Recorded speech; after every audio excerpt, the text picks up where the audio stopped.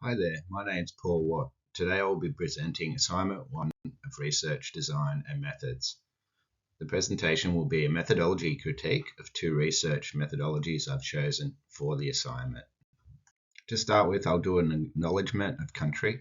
We acknowledge and respect Aboriginal peoples as the state's first peoples and nations. We recognise them as traditional landowners and occupants of our land and water in South Australia. Further, we acknowledge that the spiritual, social, cultural, and economic practices of Aboriginal peoples come from their traditional lands and water, that they maintain their cultural and heritage beliefs, languages, and laws, and are of ongoing importance, and that they have made and continue to make a unique and irreplaceable contribution to the state. We acknowledge that Aboriginal peoples have endured past injustice and dispossession of their traditional lands and waters. In this presentation, I will discuss the following. I will begin by describing two research problems and will attempt to provide a clear description of each research method chosen. I will explain the fundamental principles of each methodology and the characteristics. I will then identify data collection methods used for each problem. I will also analyse and compare the strengths and the weaknesses of each research methodology. Where there are weaknesses or limitations in the research design, I will attempt to suggest alternative designs that might be employed to solve these problems.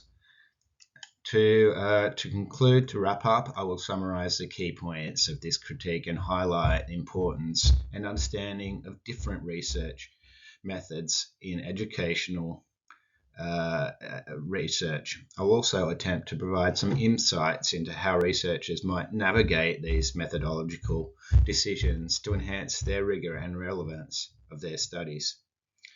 Both studies are in the context of the education field. In this assignment, I have chosen two distinct research methodologies commonly used in educational research.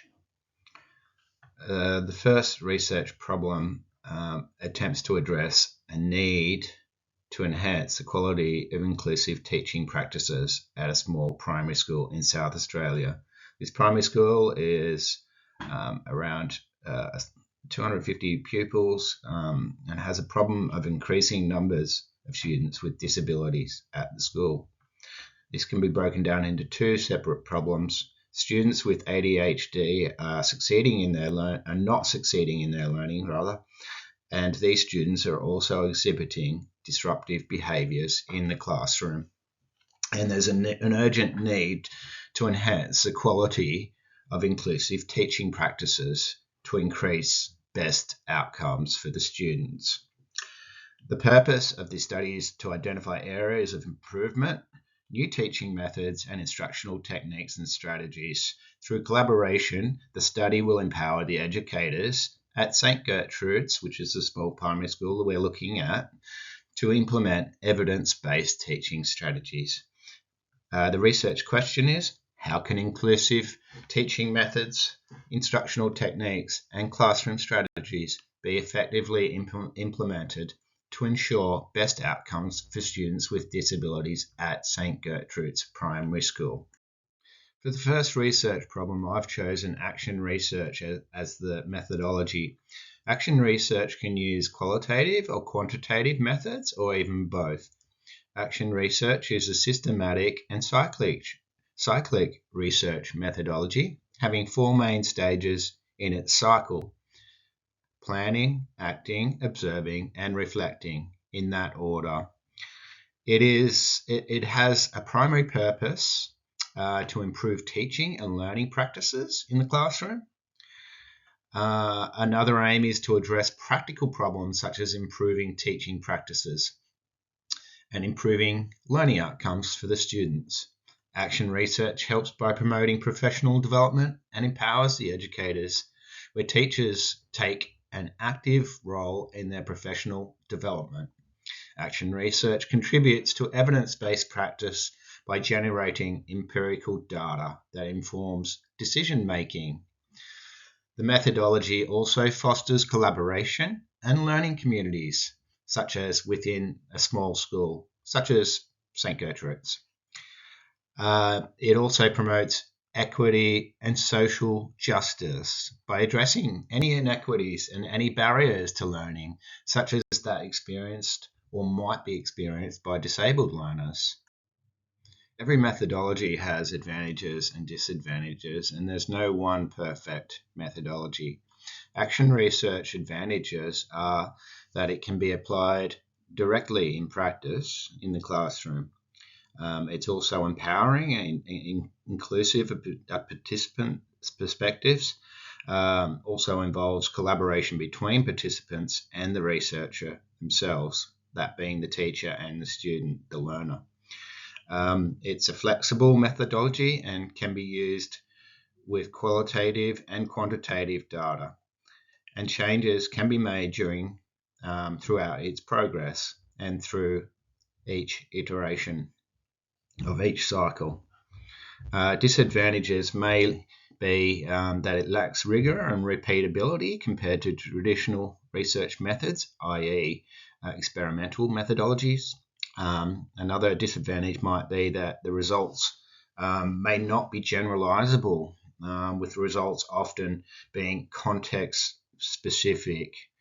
Another disadvantage is the dual role of the practitioner researcher. It can be quite challenging for the teachers, being the researcher. Another disadvantage, it might be that it's considered time consuming, with requiring numerous iterations of the cycles. An alternative to action research methodology might be quantitative methodology. For example, a true experimental design, which would be carried out in a more controlled way to allow for it to be more generalizable. Data collection methods, both qualitative and quantitative methods, would be carried out during each stage of this methodology. The action research is comprised of 4 stages. As I said before, planning stage, I would look at carrying out document reviews and surveys and consulting with colleagues. For the implementation stage, students' feedback and observation of student activities in the class. For the observation and analysis stage, this might include surveys or observations. And for the reflection stage, I would look at interviews with school stakeholders, including teachers, principals, and other support staff. In the second research problem, I'll be looking at relationships between student classroom engagement, student motivation, and student academic achievement in the context of play-based learning. It will involve targeted and methodical statistical analysis of these variables and their interactions to reveal relationships between them, with the goal of revealing how effective the use of play-based learning will be in terms of student outcomes. By identifying strategies that enhance student engagement, motivation, and academic achievement, this study attempts to inform current educational practices and policies in South Australian early education environments, with the research question being, what are the relationships between students' engagement, motivation, and academic achievement in the context of play-based learning in South Australian early education? And how do these interactions inform the effectiveness of play-based learning as an educational tool and its implications for student outcomes? For this research problem, I've chosen correlational research as my methodology. Correlational research is a type of quantitative research. It's non-experimental, meaning that the research is based on the observation of the phenomena in nature as it in real life, with no manipulation or control. Correlational research investigates relationships between two or more variables with no attempt to manipulate, as stated. The nature and the strength of the relationship can be used to explain or predict conditions or behavior, and a correlational coefficient is used to measure the direction and the strength of the relationship, as provided in this image here to the right, where you've got the coefficient. You've got an example of a positive correlation, a no correlation, and a negative correlation. Correlational research does not imply causation. However, it does have high external validity, so you can confidently generalize to other settings.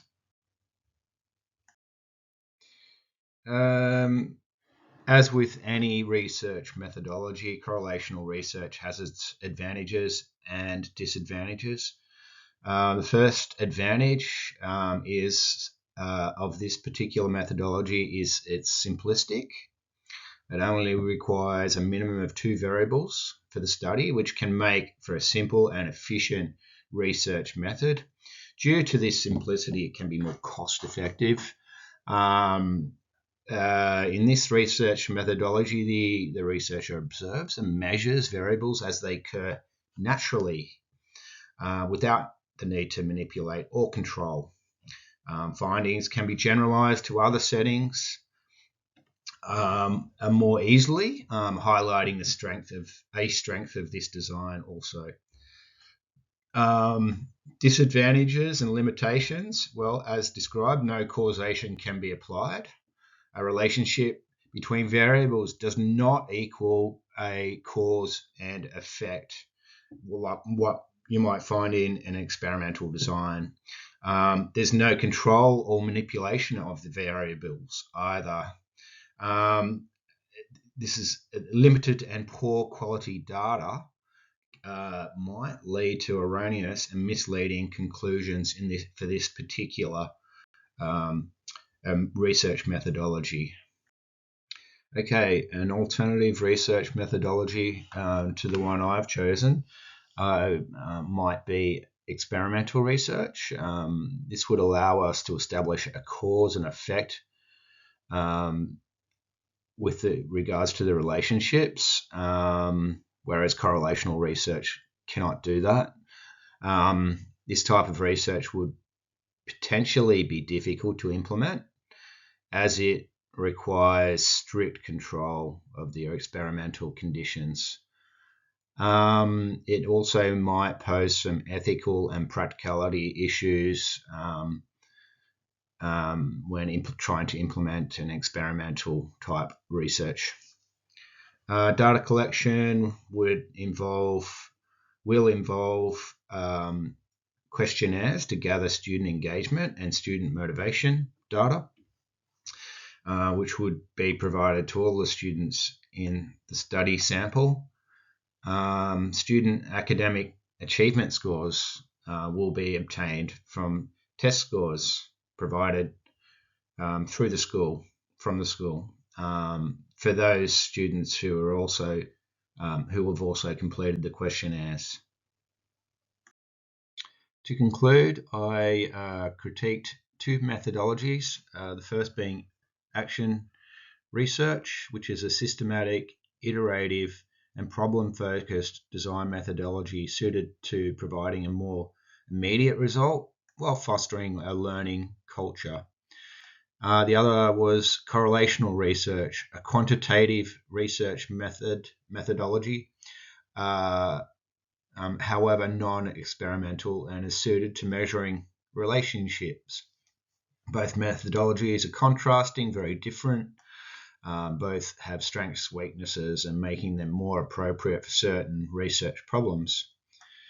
I started with 2 research problems and chose the methodologies which addressed the research problem. Some insights for researchers.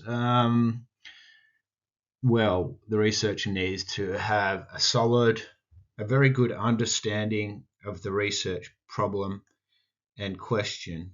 The researcher must select the methodology to suit the research problem and question, and not the other way around. It's very important. Each methodology has strengths and weaknesses. There's no one perfect methodology, and sometimes a mixed method approach is required to address a more complex problem. I suggest it's beneficial to consider the full range of possibilities of data collection. For example, the use of open-ended questions versus closed-ended questions, or using numeric or non-numeric data collection.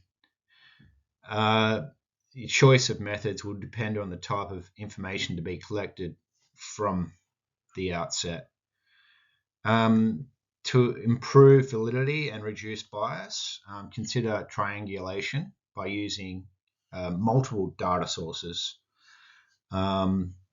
Using a quantitative approach, use a quantitative approach if you're wanting to test a hypothesis or identify factors that influence outcomes, or wanting to understand predictors.